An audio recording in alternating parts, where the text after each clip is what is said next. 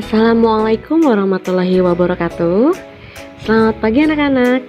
Apa kabar kalian hari ini? Ibu berharap kalian dalam kondisi sehat walafiat.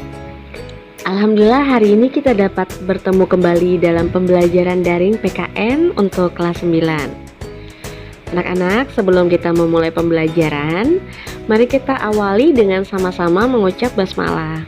Bismillahirrahmanirrahim. Baik anak-anak, minggu yang lalu kita sudah membahas tentang harmoni dalam keberagaman sosial budaya, ekonomi, dan gender dalam Bhinneka Tunggal Ika. Hari ini kita akan membahas tentang permasalahan dan akibat yang muncul dalam keberagaman masyarakat Indonesia. Kita mulai anak-anak ya.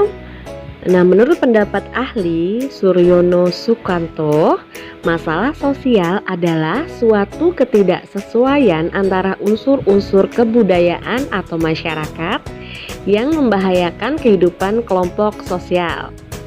Bentrokan antara unsur-unsur yang ada dapat menimbulkan gangguan hubungan sosial, seperti kegoyahan dalam kehidupan kelompok atau masyarakat.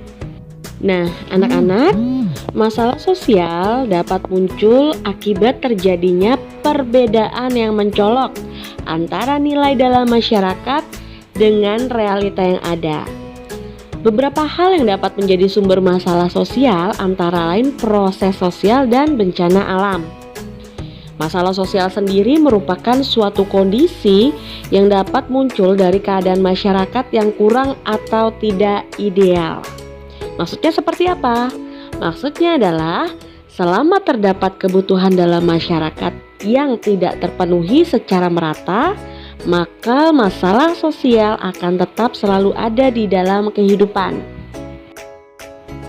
Selanjutnya anak-anak, masalah sosial dapat dikelompokkan menjadi 4 jenis faktor penyebab.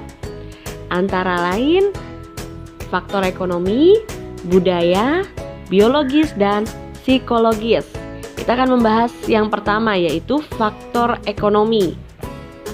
Permasalahan sosial yang disebabkan oleh faktor ekonomi, misalnya karena tidak seimbangnya antara pendapatan dengan pengeluaran, ya bisa jadi besar pasak daripada tiang. Tidak tercukupinya kebutuhan hidup, terutama makanan, pakaian, tempat tinggal, dan jaminan kesehatan itu menjadi masalah sosial yang terjadi akibat faktor ekonomi. Berikutnya anak-anak, yang kedua adalah faktor budaya. Kebudayaan yang berkembang dewasa ini banyak dipengaruhi oleh kemajuan teknologi serta masuknya budaya asing. Kita setuju ya bahwa budaya asing sangat mempengaruhi kehidupan sosial masyarakat di Indonesia. Gaya hidup yang cenderung meniru budaya asing juga memicu munculnya masalah sosial di masyarakat. Nah, faktor ini harus mendapat perhatian secara serius karena kebudayaan pada suatu negara dapat mencerminkan kebiasaan masyarakatnya. Kita bisa menangkal pengaruh buruk budaya asing dengan mempelajari atau mendalami pendidikan agama, ataupun menyaring budaya asing yang masuk. Baiklah anak-anak, selanjutnya yang ketiga ada faktor biologis.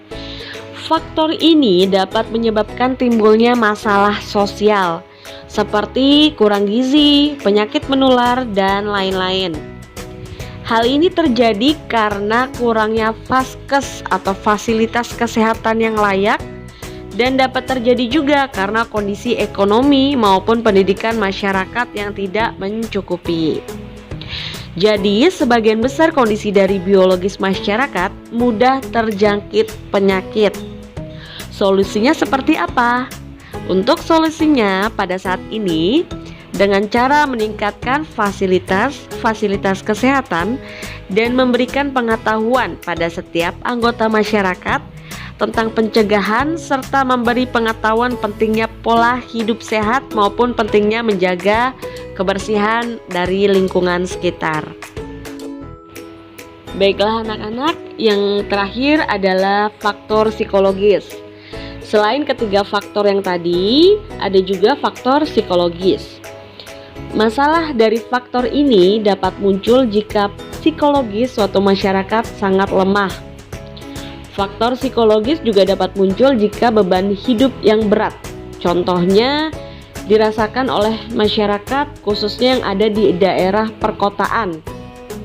Pekerjaan yang menumpuk sehingga menimbulkan stres, lalu dapat menimbulkan luapan emosi yang nantinya dapat memicu konflik antar anggota masyarakat ya, karena kondisi emosi yang tidak dapat dikendalikan.